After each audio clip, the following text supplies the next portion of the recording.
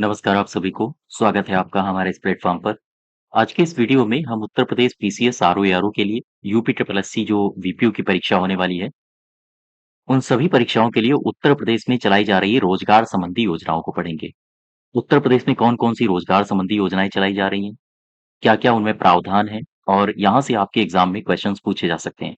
खास तौर से यूपी ट्रिपल एससी वीपीओ के लिए जो कि आपकी 20 नंबर की परीक्षाएँ 20 नंबर के जो योजनाएँ आनी हैं, तो इसके लिए काफ़ी महत्वपूर्ण है।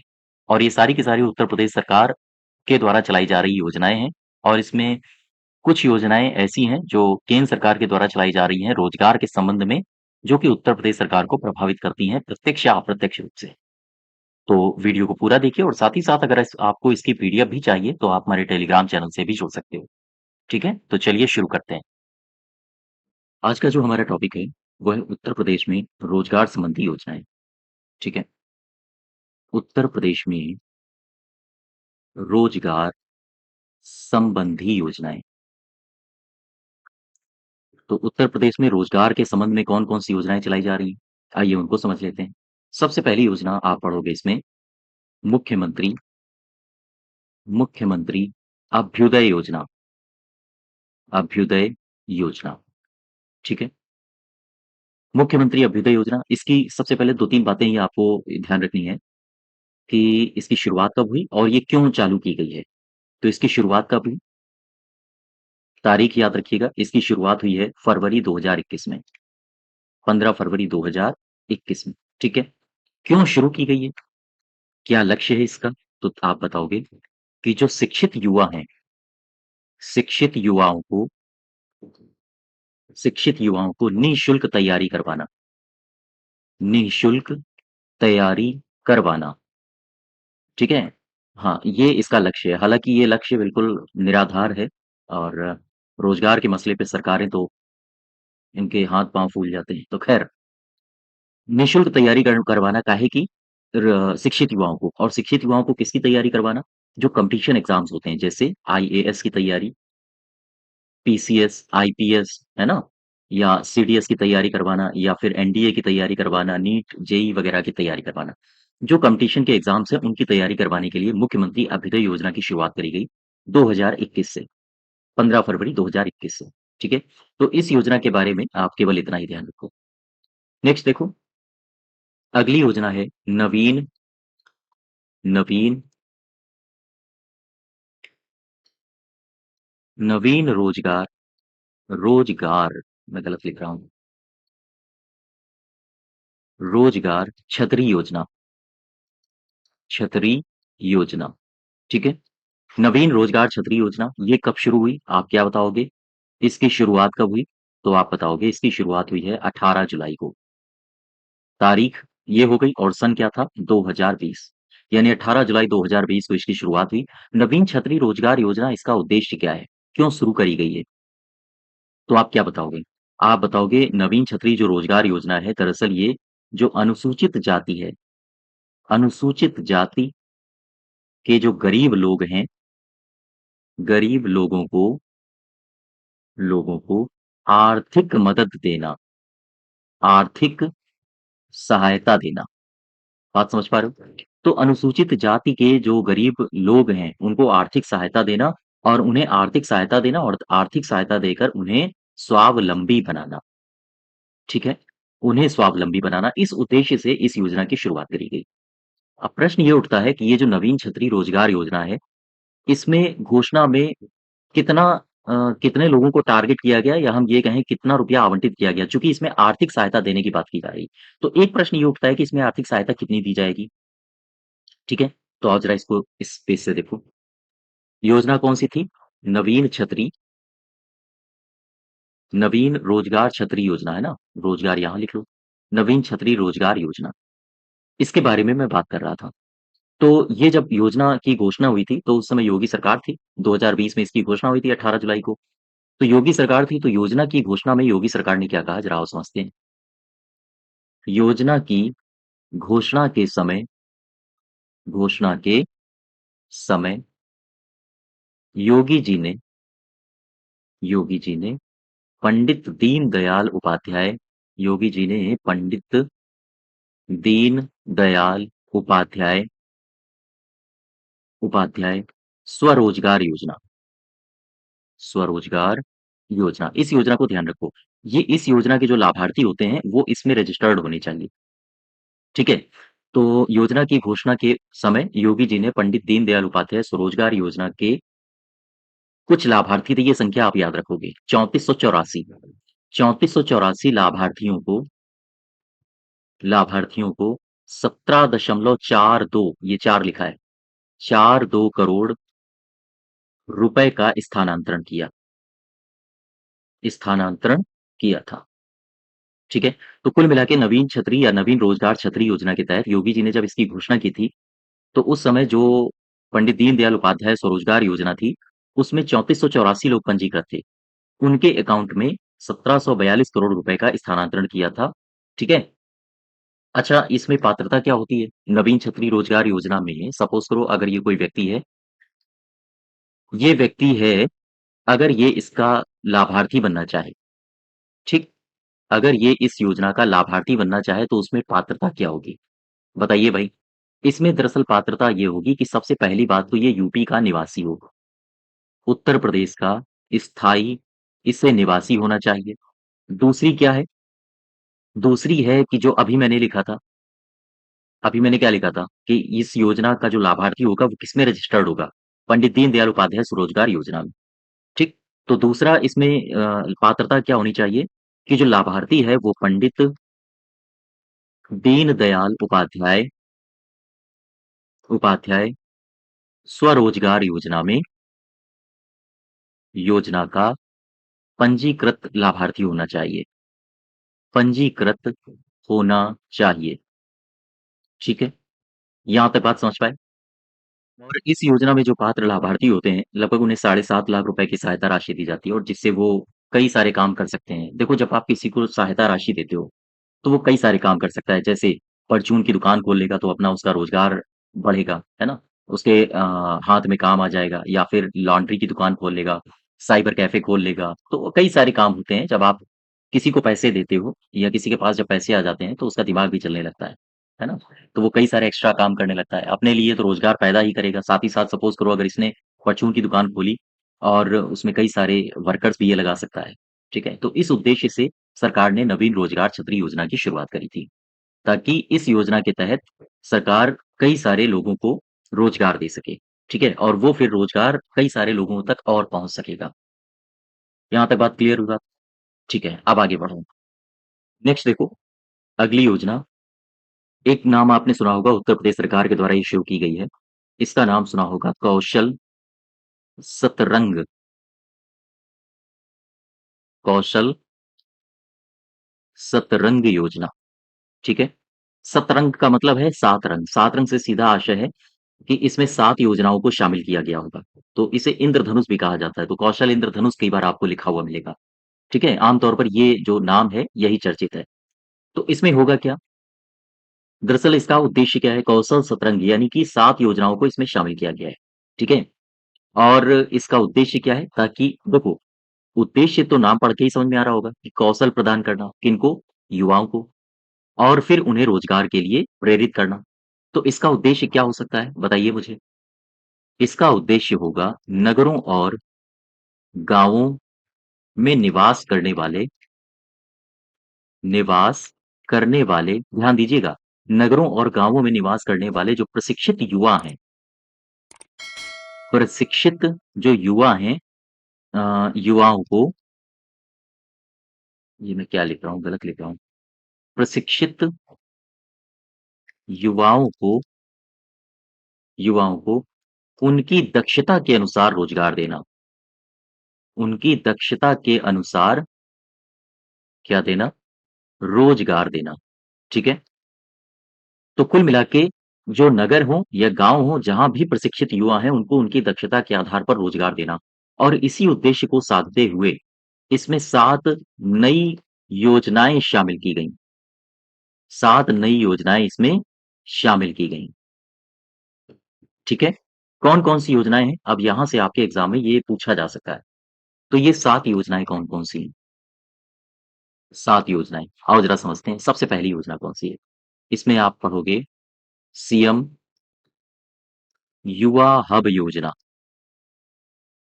ठीक है?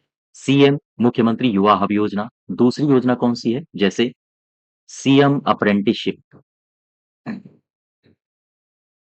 अप्रेंटिसशिप योजना, सीएम अप्रेंटिसशिप प्रमोशन योजना, ठीक है? तीसरी योजना कौन-सी हो सकती है? जैसे मैं बात करूँ जिला कौशल जिला कौशल विकास योजना, जिला कौशल विकास योजना। चौथी योजना तहसील स्तर पर तहसील स्तर पर कौशल पखवाड़ा योजना, ठीक है? तहसील स्तर पर कौशल पखवाड़ा योजना। पाँचवीं योजना कौन-सी है? प्रशिक्षण पश्चात प्रशिक्षण पश्चात रोजगार योजना, ठीक है? ये 5 हो गई। छठी कौन-सी है? छठी है इसको बोलते हैं आरपीएल। आरपीएल बोले तो रिकॉग्निशन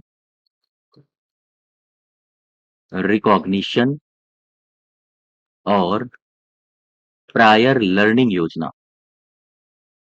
और ये 6 हो गई। 7वीं योजना है प्लेसमेंट एजेंसी के साथ एमओयू प्लान करना, ठीक है? तो ये कुल मिला के 7 योजनाएँ हैं जो आपको ध्यान रखनी है। इस योजना के तहत यानी कौशल सतरंग योजना, सतरंग नाम ही पड़ा है क्योंकि इसमें 7 योजनाएँ हैं, ठीक? इन 7 योजनाओं को इसमें शामिल किया गया है। कौन-कौन सी हैं? सीएम युवा, अप्रेंटिसशिप, जिला कौशल, तहसील स्तर पर कौशल, प्रशिक्षण के पश्चात रोजगार और रिकॉग्निशन लर्निंग प्लेसमेंट एजेंसी के साथ एमओयू साइन करना, ठीक है? तो कुल मिला के हाँ, इनको आप ध्यान रखोगे। अच्छा, इसके बाद एक इसी योजना में ये जो मैंने कौशल सतरंग बताई है, कौशल सतरंग योजना में एक बात आप ध्यान रखोगे, इम्पोर्टेंट है। इस योजना के अंतर्गत दरअसल जो जनपद हैं, वो प्रत्येक जनपद में सेवा योजन कार्यालय में जो मेला है उनका आयोजन किया जाएगा, इसी योजना के तहत। उन्हें कहा जाएगा मेगा जॉब फेयर, ठीक है? तो ये बात आप ध्यान रखो। इसी योजना के अंतर्गत होगा क्या? इस योजना के अंतर्गत प्रत्येक जनपद में यानी कि चाहे वो प्रयागराज हो, कानपुर देहात हो या फिर अ, बदायूं हो, मेरठ हो, कोई भी जनपद हो। तो इस योजना के अंतर्गत प्रत्येक जनपद में ध्यान रखना क्या होगा? सेवा योजन कार्यालय सेवा योजन कार्यालय में मेगा जॉब फेयर का आयोजन किया जाएगा। जॉब फेयर का आयोजन किया जाएगा, ठीक है? किया जाएगा। यहाँ तक बात क्लियर हुई? तो ये बातें आप ध्यान रखो। तो ये कौन-सी योजना थी आपकी? ये योजना थी कौशल सतरंग योजना, ठीक है? जहाँ पर प्रशिक्षित जो युवा हैं, उनको दक्षता के आधार पर रोजगार दिया जाएगा और इसके लिए 7 योजनाओं को शामिल किया गया। ये 7 योजनाएँ हैं और इसके लिए मेलों का भी आयोजन किया जाएगा, जॉब फेयर जिनको कहा जाएगा, मेगा जॉब फेयर। किस स्तर पर मेले लगेंगे? तो प्रत्येक जनपद स्तर पर। बात समझ पा रहे हो? चलो, अब नेक्स्ट योजना में आओ। ये भी उत्तर प्रदेश की ही योजना है। इसको कहा जाता है विश्वकर्मा श्रम सम्मान योजना। विश्वकर्मा श्रम सम्मान योजना, ठीक है? विश्वकर्मा श्रम सम्मान योजना। सबसे पहले तो आप मुझे ये बताओ, कि ये जो विश्वकर्मा श्रम सम्मान योजना है, ये क्यों शुरू करी गई? इसका उद्देश्य क्या है? क्यों शुरू की गई है? तो ध्यान रखिएगा इस ये जो योजना है विश्वकर्मा श्रम सम्मान योजना, इस योजना के अंतर्गत जो श्रमिक हैं, पारंपरिक कारीगर हैं, जैसे मैं बात करूँ बढ़ई की, ठीक है? जैसे मैं लिख ही देता हूँ, जैसे मैं बात कर रहा हूँ बढ़ई की, नाई की, ठीक है? या फिर जो सुनार होते हैं, सुनार या फिर लोहार, लोहार के अलावा आपने देखा होगा राजमिस्त्री को, ठीक है? राजमिस्त्री या फिर जो हस्तशिल्पी हैं, हस्तशिल्पी।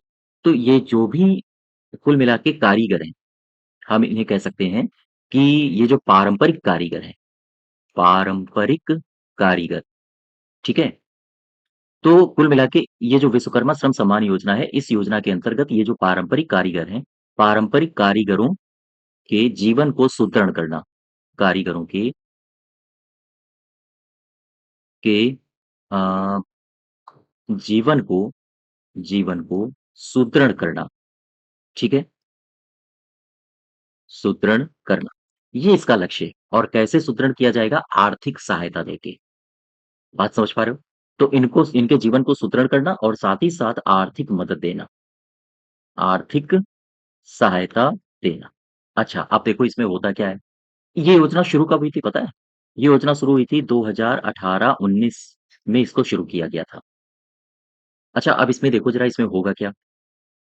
इसमें सपोज़ करो ये जो विश्वकर्मा श्रम सम्मान योजना है, अगर इसका कोई लाभार्थी बनना चाहे, मान लीजिए ये कोई व्यक्ति है और ये इसका बनना चाहता है लाभार्थी, ठीक है? तो इसके पास कौन-सी पात्रता होनी चाहिए? कौन-सी ये पात्रता दिखाएगा ताकि इसे इस योजना का लाभार्थी बनाया जा सके? तो सबसे पहली पात्रता तो इसकी होनी चाहिए कि ये उत्तर प्रदेश का क्या हो? मूल निवासी हो, ठीक? दूसरी पात्रता इसकी क्या होनी चाहिए?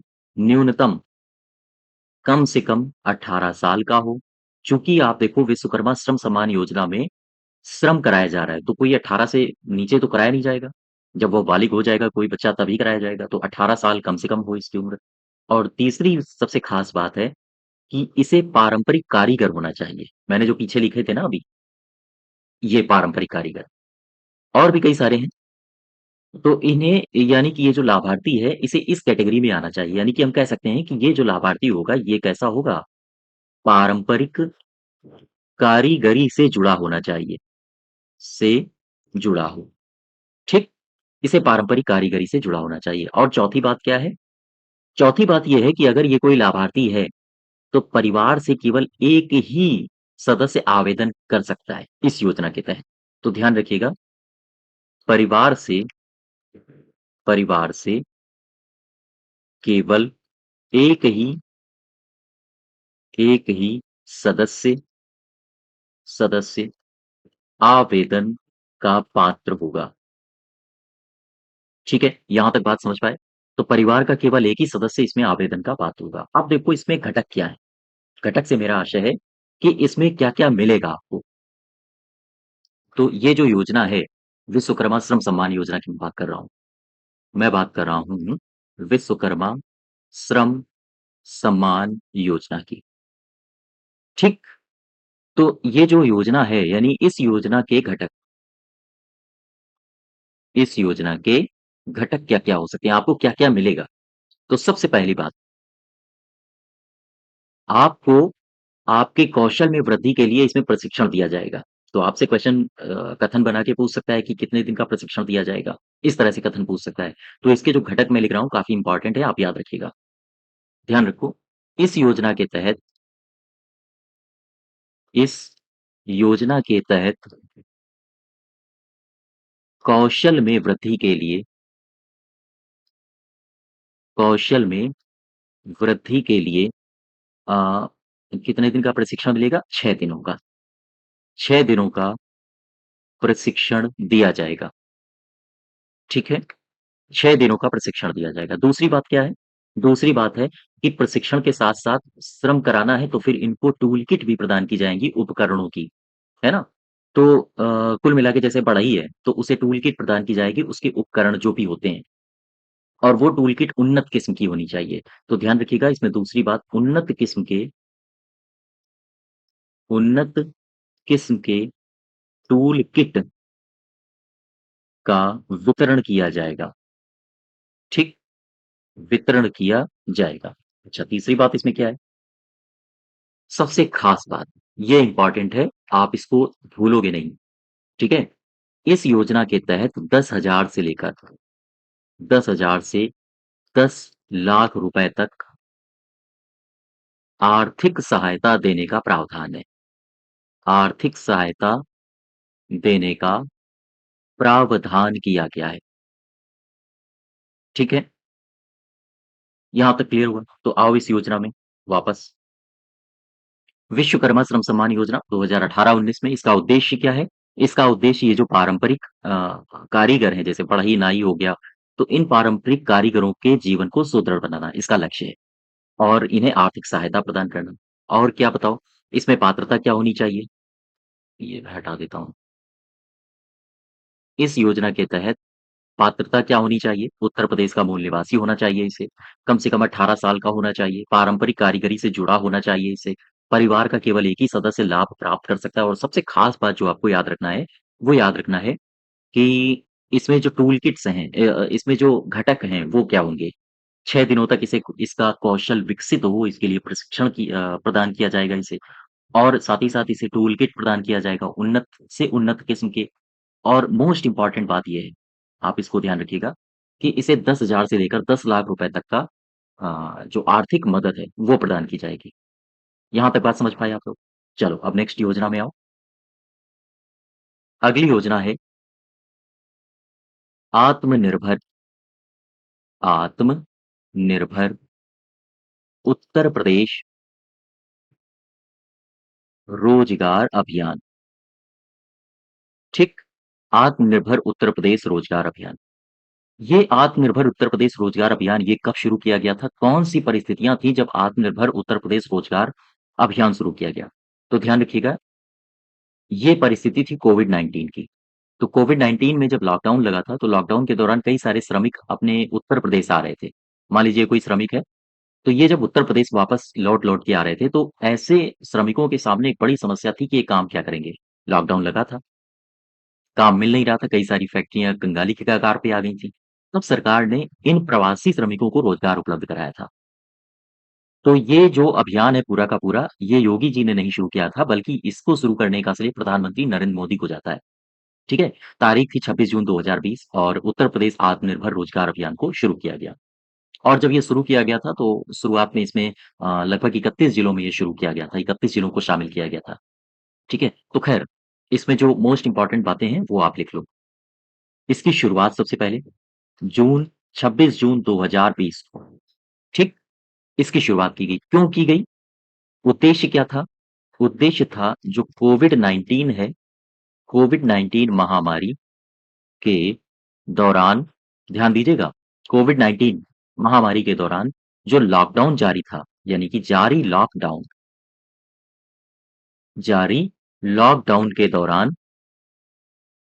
अ, के दौरान जो प्रदेश में वापस लौट रहे वापस लौट रहे श्रमिकों को रोजगार देना, श्रमिकों को रोजगार उपलब्ध कराना, ठीक है?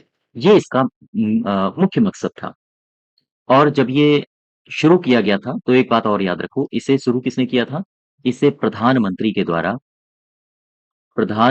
द्वारा इसे शुरू किया गया, ठीक है? ये मोस्ट इम्पोर्टेंट बात है। कब शुरू किया गया था? कोविड-19 के दौरान जून 2000 या 26 जून कह दो आप, 2020 को और शुरुआत में इसमें 31 जिलों में इसे शुरू किया गया था, 31st जिले, ठीक है? तो ये है उत्तर प्रदेश आत्मनिर्भर रोजगार अभियान। जब भी कोई अभियान चलाया जाता है ना, तो उसकी डेट इम्पोर्टेंट होती है और उसका उद्देश्य इम्पोर्टेंट होता है। बस यही बातें हैं जो आपको ध्यान रखनी है अभियान में। अभियान कब से कब तक चलाया गया तो इसका जो डेट है वो आपके लिए महत्वपूर्ण है। तो ध्यान रखिएगा इसको। नेक्स्ट देखो, अगली है उत्तर प्रदेश कामगार एवं श्रमिक आयोग। ये आयोग अभी हाल ही में बना है। उत्तर प्रदेश कामगार एवं श्रमिक आयोग। क्वेश्चन ये पूछा जाएगा, ये हाल ही में बना है, ध्यान दीजिएगा। क्वेश्चन आपसे ये पूछा जाएगा, ये आयोग बना कब? तो आप बताओगे 16 जून, तारीख याद रखना, रट लेना बिल्कुल, 2020 को। 16 जून 2020 को उत्तर प्रदेश सरकार के द्वारा इसे बनाया गया।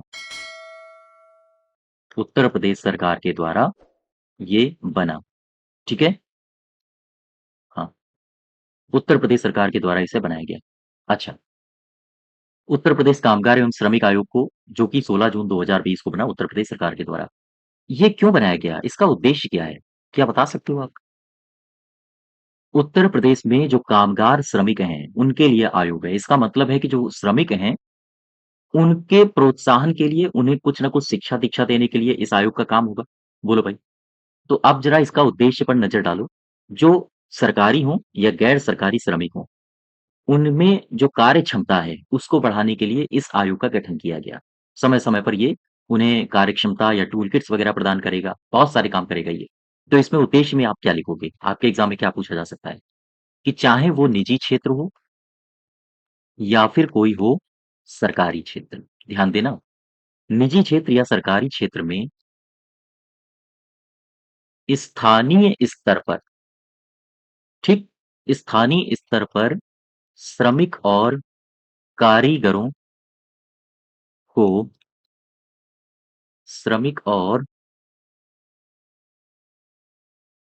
कारीगरों को उनकी अ, इसको हटा देते हैं, उनकी कार्यक्षमता, कारीगरों को उनकी कार्यक्षमता एवं कौशल के आधार पर रोजगार देना, आधार पर रोजगार देना, ठीक है? ये इसका लक्ष्य है। ध्यान दो, उद्देश्य क्या है उत्तर प्रदेश कामगार एवं श्रमिक आयोग का? तो निजी क्षेत्र, सरकारी क्षेत्र हो, यहाँ पर जो स्थानीय श्रमिक हैं, उन श्रमिकों और उन स्थानीय स्तर के जो भी श्रमिक हैं, चाहे वो कारीगर हों, उनकी कार्यक्षमता एवं कौशल के आधार पर उन्हें रोजगार प्रदान करना। लेकिन अब ये क्वेश्चन एक बड़ा प्रश्न ये बनता है कि उत्तर प्रदेश कामगार एवं श्रमिक आयोग है, कमीशन है, इस आयोग का अध्यक्ष कौन होगा? ये आपसे पूछा जा सकता है। बताइए भाई, इस आयोग का अध्यक्ष कौन होगा? तो आओ ज़रा समझते हैं इसको। ये जो आयोग है उत्तर प्रदेश कामगार एवं श्रमिक आयोग, ठीक? उत्तर प्रदेश कामगार एवं श्रमिक आयोग, इस आयोग का अध्यक्ष कौन होगा? तो आप क्या बताओगे? इस आयोग का अध्यक्ष होगा, इस आयोग के अध्यक्ष होगा कोई भी कैबिनेट मंत्री हो सकता है। लेकिन जो अध्यक्ष शुरुआत में होगा वो होगा मुख्यमंत्री, हमारे मुख्यमंत्री जी, ठीक है? ये इसके अध्यक्ष हो सकते हैं या अगर मुख्यमंत्री नहीं हुए अध्यक्ष, तो मुख्यमंत्री के द्वारा कोई कैबिनेट मंत्री, कैबिनेट स्तर का मंत्री, जिसे मुख्यमंत्री नामित करें, जिसे नामित किया जाए, ठीक है? तो जिसका नाम ले लिया जाएगा कि भाई ये अध्यक्ष बनेंगे, तो वही अध्यक्ष बनेंगे। बात समझ पा रहे हो? इसके जो संयोजक होंगे वो कौन होंगे? इस आयोग के संयोजक कौन होंगे? तो आप बताओगे श्रम एवं सेवायोजन मंत्री, ये इसके संयोजक होंगे और इसमें जो उपाध्यक्ष होंगे, उपाध्यक्ष, वो 2 उपाध्यक्ष होंगे। कौन-कौन होंगे? सबसे पहले जो औद्योगिक विकास मंत्री हैं वो होंगे, औद्योगिक विकास मंत्री इसके उपाध्यक्ष होंगे और दूसरे सूक्ष्म लघु, मध्यम उद्यम तथा निर्यात प्रोत्साहन मंत्री, निर्यात प्रोत्साहन मंत्री, ये दोनों लोग इसके होंगे उपाध्यक्ष। बात समझ पा रहे हो? तो कुल मिला के ये कौन-सी योजना थी? कौन-सा आयोग था? देखो ज़रा फिर से, उत्तर प्रदेश कामगार एवं श्रमिक आयोग कब बना? ये डेट याद रखिए, डेट इम्पोर्टेंट है आपके लिए, ठीक है? बाकी उद्देश्य इसका आपसे महत्वपूर्ण नहीं उतना कि पूछा जाए। लेकिन हाँ, कथन कारण में या कथन में, स्टेटमेंट्स में आपसे इनके अध्यक्ष और इनके पदाधिकारी पूछे जा सकते हैं। अध्यक्ष कौन होगा? मुख्यमंत्री या फिर मुख्यमंत्री के द्वारा नामित कोई भी कैबिनेट स्तर का मंत्री। संयोजक कौन होगा? श्रम एवं सेवायोजन मंत्री इसका संयोजक होगा। और इसमें उपाध्यक्ष कौन होंगे? तो औद्योगिक विकास मंत्री, सूक्ष्म लघु मध्यम उद्यम निर्यात प्रोत्साहन मंत्री, ठीक है? इसमें एक नोट बना के लिखो, काफ़ी महत्वपूर्ण है।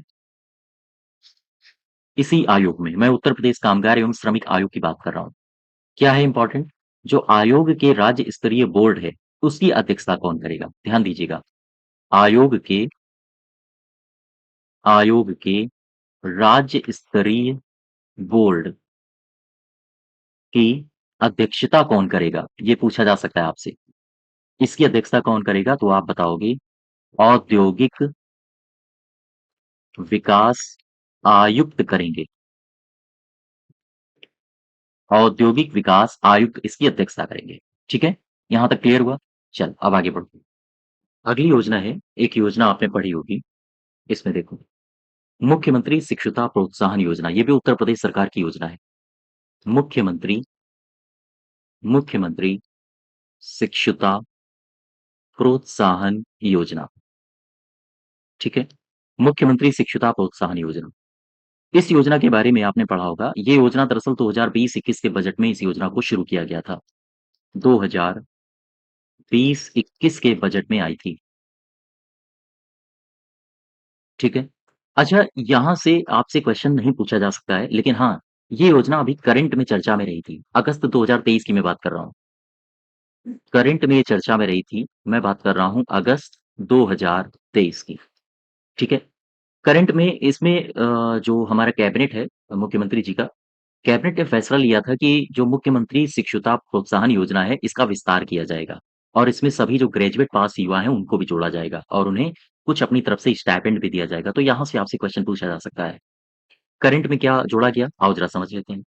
अभी हाल ही में हालाँकि हाल ही तो नहीं रह गया, 1 साल पुरानी खबर हो गई है, लेकिन ध्यान रखिएगा आप इसको। कैबिनेट ने फैसला लिया है। क्या फैसला लिया है? आओ समझते हैं इसको। इन्होंने कहा है कि जो ये योजना है, मुख्यमंत्री मुख्यमंत्री शिक्षुता प्रोत्साहन योजना, ठीक है? मुख्यमंत्री शिक्षुता प्रोत्साहन योजना को विस्तारित किया जाएगा, विस्तारित किया जाएगा। अच्छा, अब प्रश्न ये बनता है कि विस्तारित कैसे किया जाएगा? आओ ज़रा समझते हैं। इसमें विस्तारित कैसे किया जाएगा? तो ये जो योजना है, इसमें सभी ग्रेजुएट पास, ठीक? सभी ग्रेजुएट पास युवाओं को भी जोड़ा जाएगा, युवाओं को भी जोड़ा जाएगा। अच्छा, ठीक है। सभी ग्रेजुएट पास युवाओं को जोड़ा जाएगा, तो इसमें होगा क्या? इसमें सरकार ने कहा है कि सरकार फिर अपनी तरफ से इन युवाओं को पैसा भी देगी। तो स्टाइपेंड में भी सरकार खर्च करेगी, यानी स्टाइपेंड में ₹1000, ध्यान दीजिएगा ये राशि, ₹1000 राज्य सरकार अपनी तरफ से देगी, ठीक है? अब देखो इसमें अनुदान जो मिलता है वो होगा कितना? टोटल स्टाइपेंड कितना हो जाएगा? ₹9000। पहले 8,000 मिलते थे, अब 9,000। टोटल स्टाइपेंड हो जाएगा। इसमें अगर राशि का हम आवंटन करेंगे, तो इसमें 50% जो धनराशि है, वो केंद्र सरकार या हम कहें भारत सरकार देती है। कितना? 9,000 का 50% हो जाएगा ₹4500, ठीक? इसके बाद बचा ₹3500। ₹3500 कौन देगा? ये संस्थान देगा, जहाँ अप्रेंटिसशिप हो रही है। इसके बाद बचा ₹1000, तो ये कौन देगा? ये देगा उत्तर प्रदेश की राज्य सरकार। तो टोटल कितना हो गया? 35, 45, 45, 90 यानी टोटल हो गया ₹9000। यहाँ तक बात समझ पाए? तो आप इसमें केवल इतनी ही बात याद रखो। ये जो योजना है, मुख्यमंत्री शिक्षुता प्रोत्साहन योजना, बजट 2020-21 में इसको प्रकाश में लाया गया था और फिर इसके बाद इसमें अभी हाल ही की खबर है कि इसमें ग्रेजुएट पास को भी जोड़ा गया है और फिर सरकार अपनी तरफ से यानी राज्य सरकार की मैं बात कर रहा हूँ, अपनी तरफ से ₹1000 वो बढ़ा के इसमें राशि देगी। इसमें 45% 50% यानी ₹4500 केंद्र सरकार के द्वारा दिया जाएगा, 3500 संस्थान के द्वारा और ₹1000 ये राज्य सरकार के द्वारा दिया जाएगा। ठीक है यहाँ तक? क्लियर है? अब ज़रा आगे बढ़ो। अगली योजना जो है आपकी, वो है कौन-सी है? मैं क्या पढ़ाऊँ आपको? बाबा साहब अम्बेडकर रोजगार प्रोत्साहन योजना। बाबा साहेब अम्बेडकर अम्बेडकर रोजगार प्रोत्साहन योजना, ठीक? इस योजना को भी ध्यान रखो। बाबा साहेब अम्बेडकर रोजगार प्रोत्साहन योजना कब शुरू की गई? इसकी शुरुआत कब हुई? आप क्या बताओगे? शुरुआत हुई 11 नवंबर को 2019 को, ठीक? 11 नवंबर 2019 को इसकी शुरुआत हुई। अच्छा, इस योजना को पहले किसी अन्य नाम से जाना जाता था और ये अभी शुरू हुई है योजना।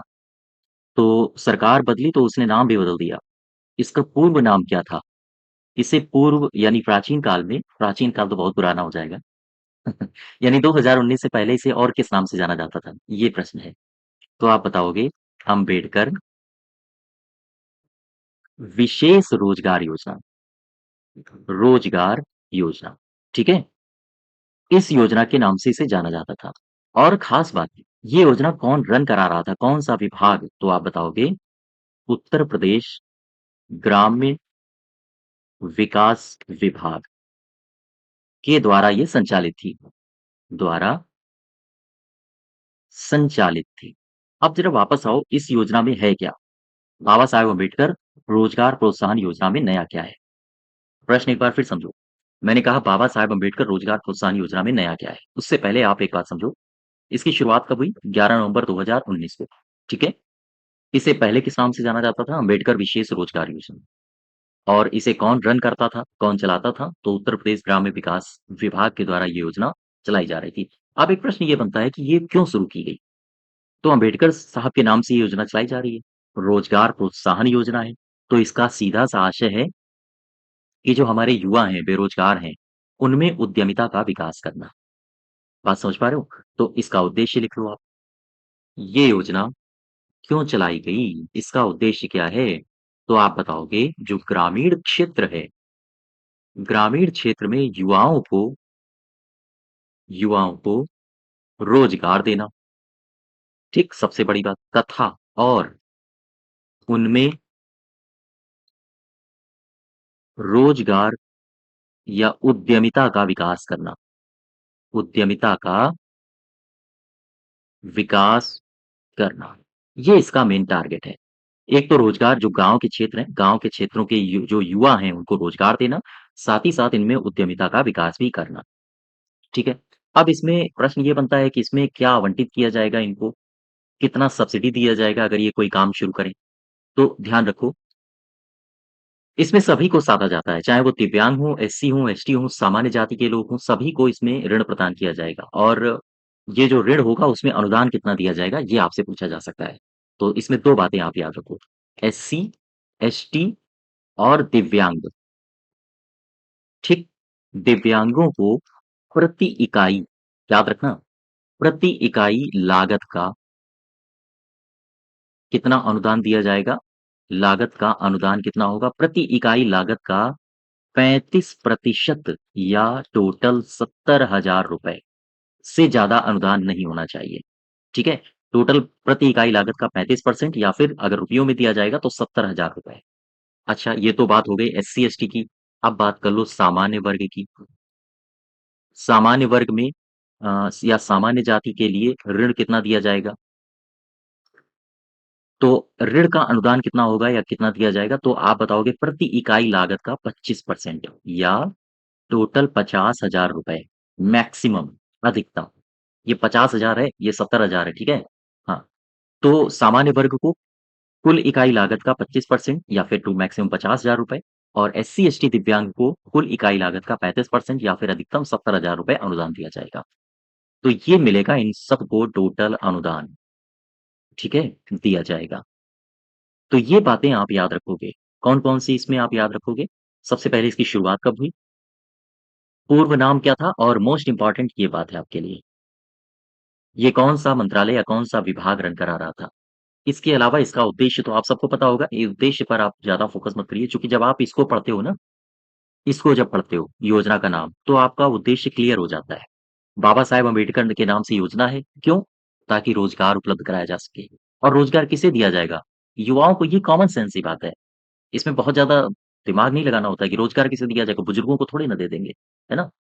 बुजुर्गों के लिए क्या होती है? पेंशन। और रोज़गार की जब भी बात आ जाए तो युवाओं को, ठीक? तो उद्देश्य को आप इसको ध्यान देने की आवश्यकता नहीं है ज़्यादा। वो आपको योजना के नाम से ही समझ में आना चाहिए। हाँ, आपके लिए ये महत्वपूर्ण है, ठीक है? एससी, एसटी और दिव्यांगों को प्रति इकाई अनुदान 35% या 70,000 मैक्सिमम, सामान्य वर्ग के लिए 25% या 50,000 मैक्सिमम। अच्छा, अब नेक्स्ट देखो, एक योजना है स्ट्राइव योजना।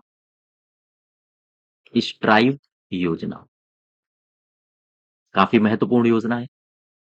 STRIVE, इसका पूरा नाम भी आपसे पूछा जा सकता है।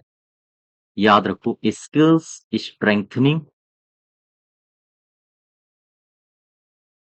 Skills strengthening for industrial industrial value enhancement, ठीक है? Skills strengthening for industrial value enhancement, strive इसका पूरा नाम है। और इसका अगर हिंदी में पूरा नाम आपसे पूछे तो क्या बताओगे? औद्योगिक मूल्य संवर्धन के लिए औद्योगिक मूल्य संवर्धन के लिए कौशल सुदृढ़ीकरण कौशल सुदृढ़ीकरण परियोजना, ये इसका मुख्य लक्ष्य है। अच्छा, प्रश्न ये बनता है कि स्ट्राइव योजना ये कौन-सा मंत्रालय लाया है? तो ये भारत सरकार का मंत्रालय लाया है। ध्यान देना, स्ट्राइव योजना से आपको इसका पूरा नाम तो पता ही होना चाहिए, लेकिन सबसे जो खास बात है, इस योजना को कौन-सा मंत्रालय रन कराएगा? तो आप बताओगे कौशल और उद्यमिता मंत्रालय, उद्यमिता मंत्रालय, भारत सरकार, ठीक है? इस योजना को रन कराएगा कौशल विकास और उद्यमिता मंत्रालय, भारत सरकार। अब एक प्रश्न ये आया कि स्ट्राइव योजना का उद्देश्य क्या है? तो इसका उद्देश्य आप इस नाम से समझो, क्या है? औद्योगिक मूल्य संवर्धन के लिए कौशल सुदृढ़ीकरण परियोजना, यानी कौशल को बढ़ावा दिया जाएगा, किसके लिए? औद्योगिक मूल्य के संवर्धन के लिए, यानी कि जो औद्योगिक प्रशिक्षण संस्थान हैं, वहाँ पर प्रशिक्षुओं के माध्यम से जो कौशल विकास है या कौशल प्रशिक्षण है, उनमें सुधार लाया जाना, इसका मुख्य उद्देश्य है। तो आप लिख लो यहाँ से। इसका उद्देश्य क्या है? इसका उद्देश्य है औद्योगिक प्रशिक्षण संस्थान का मतलब है आईटीआई से मैं बात कर रहा हूँ, ठीक है? या हिंदी में ही आप लिख लो, औद्योगिक औद्योगिक प्रशिक्षण संस्थान, प्रशिक्षण संस्थानों के जो युवा हैं या हम कहें जो प्रशिक्षु हैं, संस्थानों के प्रशिक्षुओं अ, के माध्यम से कौशल विकास करना, कौशल प्रशिक्षण की दक्षता में सुधार लाना, प्रशिक्षण की दक्षता में क्या लाना? सुधार लाना, ठीक है? ये मेन इसका टारगेट है, ये मेन इसका लक्ष्य है। और ये कौन-सा मंत्रालय चला रहा है? तो कौशल और उद्यमिता मंत्रालय भारत सरकार के द्वारा इसको चलाया जा रहा है। दरअसल ये जो स्ट्राइव योजना है, इसमें 4 प्रमुख बिंदुओं पर फोकस किया जा रहा है। कौन-कौन से प्रमुख बिंदु हैं? स्ट्राइव योजना में आओ ज़रा समझते हैं इसको। इस योजना में या हम कहें इस योजना के जो प्रमुख केंद्रीय बिंदु हैं, केंद्रीय बिंदु वो 4 हैं। यहाँ पर आपको फोकस करना है। कौन-कौन से 4 हैं? सबसे पहला आईटीआई, मैंने इंडस्ट्रियल की बात की थी ना, औद्योगिक प्रशिक्षण संस्थान, तो आईटीआई का बेहतर होना, बेहतर कार्य निष्पादन करना, ठीक है? दूसरी इसकी खास बात क्या है? आईटीआई और जो प्रशिक्षु हैं, आईटीआई और प्रशिक्षुओं के प्रशिक्षण में सहयोग के लिए, प्रशिक्षुओं के प्रशिक्षण में क्या करने के लिए? सहयोग के लिए राज्यों की क्षमता में विकास करना, राज्यों की क्षमता बढ़ाना, ठीक है?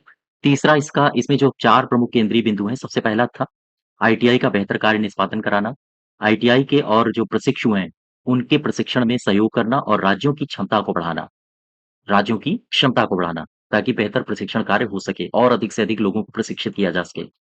और तीसरी इसमें कोर बिंदु क्या है?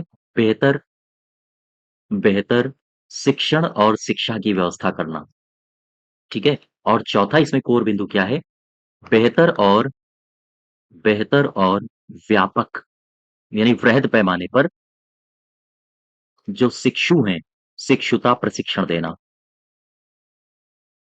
ठीक है? ये इसका मेन टारगेट है। ये इसके 4 कोर पॉइंट्स हैं, जहाँ पर स्ट्राइव योजना में फोकस किया जा रहा है। और सबसे खास बात, स्ट्राइव योजना में भारत सरकार ने समझौता किया है विश्व बैंक के साथ। ये भी ध्यान रखिएगा। यहाँ पर एक इम्पोर्टेंट बात आप लिख सकते हो। तारीख थी 19 दिसंबर 2017, ठीक है? 19 दिसंबर 2017 को विश्व बैंक विश्व बैंक और भारत सरकार के मध्य समझौता हुआ है, ठीक है?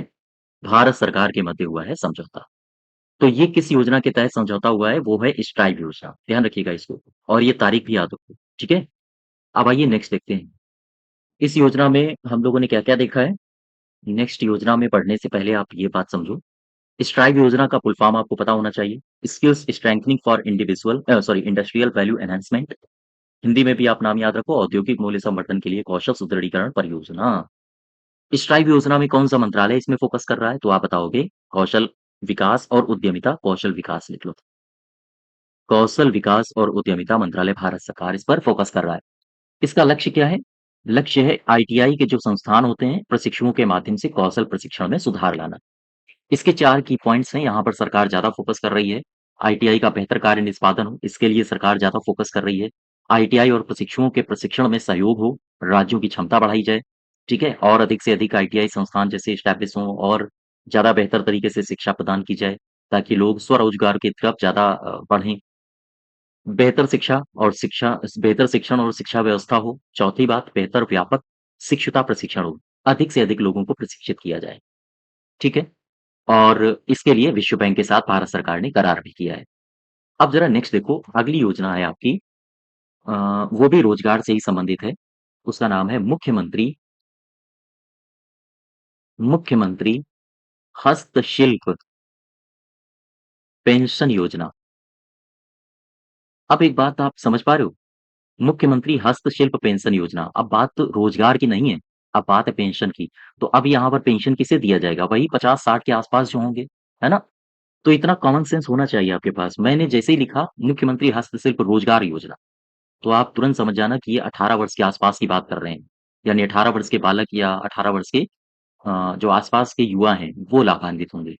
मैंने जैसे ही कहा मुख्यमंत्री हस्तशिल्प पेंशन योजना, तो आपको तुरंत समझ जाना चाहिए कि अब 50, 55, 60 के आस-पास के लोगों की बात हो रही है। ठीक है? हाँ, तो आओ ज़रा समझ लेते हैं इसे। मुख्यमंत्री हस्तशिल्प पेंशन योजना क्या है? दरअसल उत्तर प्रदेश सरकार की योजना है।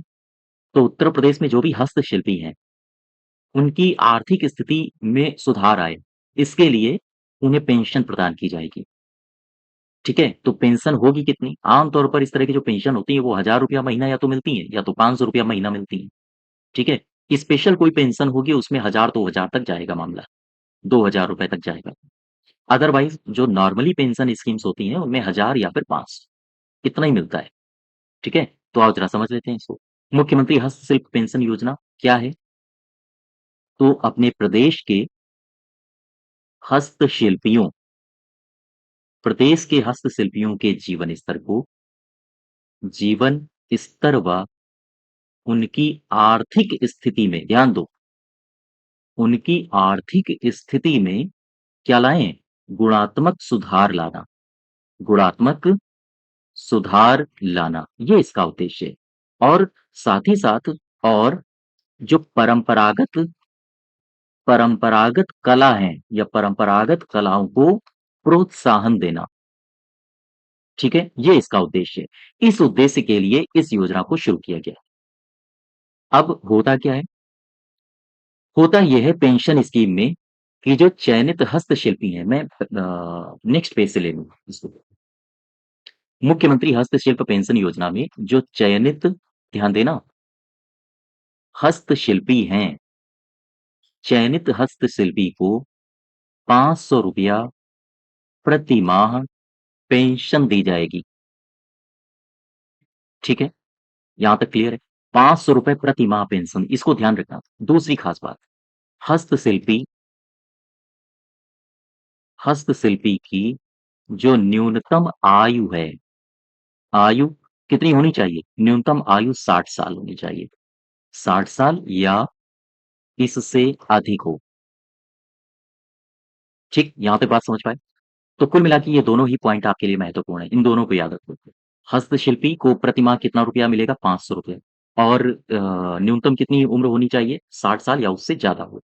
60 साल से नीचे वालों को ये पेंशन स्कीम का लाभ नहीं मिलेगा। तीसरी खास बात, जो महिला और जो महिला और विकलांगों को महिला और विकलांगों हस्तशिल्पी लिख लो तो ज़्यादा बेहतर होगा, है ना? और भी आप बेहतर तरीके से समझ पाओगे। महिला और विकलांग हस्तशिल्पी, ठीक? महिला और विकलांग हस्तशिल्पी, ये भी गलत लिखा है। महिला और विकलांग हस्तशिल्पी को 5 साल की छूट दी गई है। यानी कि इसको 60 नहीं, इसको 5 साल की छूट दी गई। 55 से ही इसको इनको इनको लाभ मिलेगा। हस्तशिल्पी को 5 साल की उम्र में छूट दी गई है। उम्र में छूट दी गई है, ठीक है? यहाँ तक क्लियर है? तो ये तीनों बात आप याद रखो। कौन-कौन सी बात? कितना रुपया मिलेगा? ₹500 प्रति माह। कितनी न्यूनतम उम्र होनी चाहिए? 60 साल। लेकिन अगर बात महिलाओं की आ जाए तो 55 साल।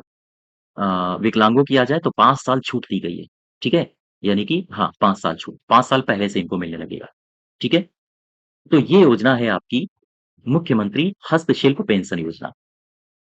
हस्तशिल्प पेंशन योजना में आप उद्देश्य याद रखो, न याद रखो, आपका आपका अगर कॉमन सेंस ठीक-ठाक है तो फिर आप समझ जाओगे कि मुख्यमंत्री हस्तशिल्प पेंशन योजना में हस्तशिल्पी जो भी हैं, हाथ से कारीगरी करने वाले लोगों को उनकी कला, उनको आर्थिक सुधार हो, उनके जीवन स्तर में सुधार हो, इसके लिए पेंशन दी जा रही है। और पेंशन किसे दी जाएगी? 60 वर्ष के आस-पास के लोगों को पेंशन दी जाएगी। कितना रुपया? 500।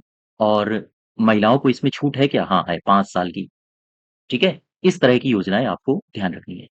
इस तरह के तथ्य आपको पता होने चाहिए ताकि आप एग्ज़ाम में कन्फ्यूज़ ना हो। चलो, नेक्स्ट देखो, अगली योजना है हस्तशिल्प विपणन प्रोत्साहन योजना। हस्तशिल्प विपणन प्रोत्साहन योजना। हस्तशिल्प विपणन प्रोत्साहन योजना।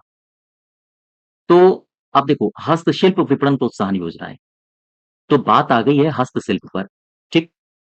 गौर करना, हस्तशिल्प हैं अपने कहाँ? उत्तर प्रदेश में कौन-कौन से हस्तशिल्प हैं? जैसे मैं बात करूँ, उत्तर प्रदेश में हस्तशिल्प की, ठीक है? गौर करना, उत्तर प्रदेश में कौन-कौन से हैं? जैसे कालीन बनाना, ठीक?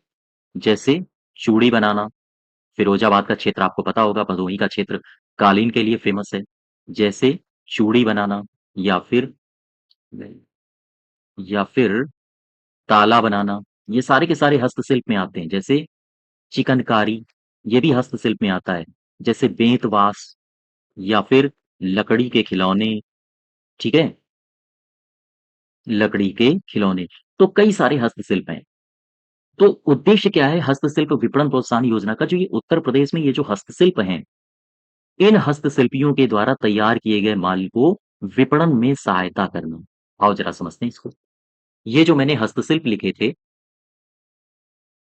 ये जो हस्तशिल्पी हैं, ध्यान दो, हस्तशिल्पियों के द्वारा, ध्यान देना, के द्वारा तैयार किए गए तैयार किए गए जो माल है, यानी कि जो भी इन्होंने तैयार किया गया गुड्स है, जब उसको ये बेचने जाते हैं ना, तो वहाँ पर सहायता करना। तैयार किए गए माल के विपणन में, विपणन मतलब बाज़ार में, विपणन में, खरीद-फरोख्त में सहायता के लिए सहायता के लिए इस योजना को संचालित किया गया। इस योजना को संचालित किया गया, ठीक? बात समझ पाए? तो कुल मिला के हस्तशिल्पियों के द्वारा जो तैयार माल है, जब वो उसे बाज़ार में बेचने जाएँगे, तो उसके लिए उन्हें सहायता दी जाएगी। कैसे दी जाएगी? आओ ज़रा समझें। ध्यान देना, ये जो योजना है हस्तशिल्प विपणन प्रोत्साहन योजना, इसमें प्रदेश में यानी उत्तर प्रदेश में हस्तशिल्पियों को हस्तशिल्पियों को अपने उत्पादों के विपणन के लिए अपने उत्पादों के विपणन के लिए जब ये जाएँगे कहाँ? मेले। मेलों में भाग लिए जाने के क्रम में ध्यान देना, क्रम में क्या होगा? अब यहाँ से समझो, जैसे सपोज़ करो ये कोई व्यक्ति है, ठीक? इसने माल बनाया, मान लो इसने कुछ खिलौने बनाए, ठीक है? अब ये कहाँ जा रहा है? प्रदेश में जो भी हस्तशिल्पी हैं, मान लीजिए ये कोई हस्तशिल्पी है, ये जा रहा है अपने खिलौनों को विपणन बाज़ार में बेचने के लिए। कोई मेला लगा है कहीं पर, तो वहाँ पर जब ये जाएगा, तो इसे परिवहन में व्यय करना पड़ेगा। बोलो भाई, भाई अपने खिलौनों को ये टेम्पो में, टैक्सी में लाद के ले जाएगा, तो इसका जो परिवहन व्यय है, साथ ही साथ इसे मेले में स्टॉल लगाना पड़ेगा, तो स्टॉल का किराया होगा, ठीक? बात समझ पा रहे हो? तो इन सब की प्रतिपूर्ति के लिए राज्य सरकार कहती है आपको चिंता करने की आवश्यकता नहीं है, मैं आपको मदद करूँगा। तो परिवहन व्यय हो या स्टॉल का किराया हो, इन सब की प्रतिपूर्ति राज्य सरकार करेगी, ठीक है? बात समझ पा रहे हो? ध्यान दो, मैंने इस योजना में क्या बताया था? हो सकता है आप कन्फ्यूज़ हो रहे हों।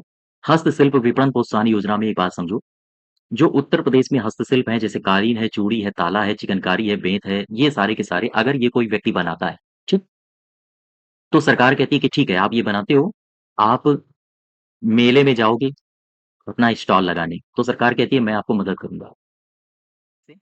हस्तशिल्पियों के द्वारा जो तैयार माल है, उसके विपणन में सहायता के लिए योजना बनाई गई है।